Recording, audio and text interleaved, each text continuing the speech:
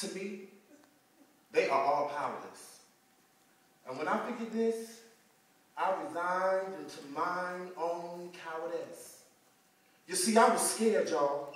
I was scared of life itself, and I was intimidated by the air that I breathed, and I found out that there's only one thing for me to be positive of. And as you all already know, that one thing for me is HIV.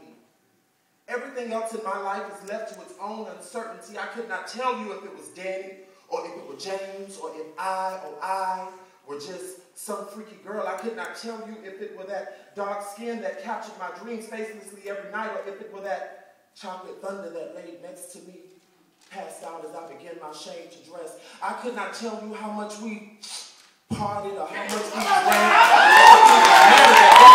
Because you see, it must have been the ecstasy in me that posed some sort of urgency, and in the end, I failed at protecting me. Come on, girl! Come on, girl!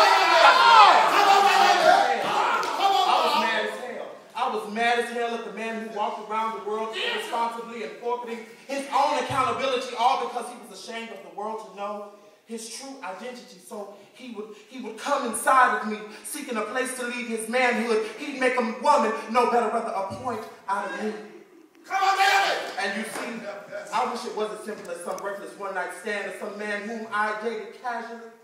Oh no, it was the one who got down on one knee and proposed to me. You see, we were just a few months away from being married. He had a swag that was wrapped so tight. He, my king, I, on my way towards becoming his trophy wife. But you know, his sexual preference was nobody's business.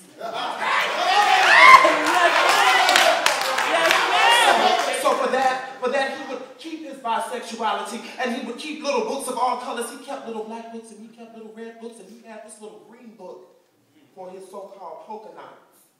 Soon, oh soon I would learn the real meaning of for men only. And he'd made threats, oh yes, he'd made threats that if I'd ever made any accusations of him being some dick-loving faggot, that would be the death of me, so I better think before I'd act. He was so disconnected, I could not tell him that he was infected. All of my anger, it became so restless, but I forgave him, and that was for myself. And now it's time for me to forgive myself, because you see, I want to give each day the satisfaction of being far greater than the day before, or at least worth more than that day that cost me every dream that I'd ever even hoped for. But it's a hard price to pay. And it left me broke. I said it left me broke in so many ways. Now every day I scrape up this change hoping that it would all make sense, but it is hard. Especially knowing that I may never have the beautiful family that I've always dreamed of, a love child with my eyes and with my nose. That would be my most selfish gift to this world. And that is what happens to a dream deferred. So those dreams I leave for my pillow each night, and every morning I wake up and I blow kisses to heaven, and I thank God. I thank him for each day, and I thank him for each blessing.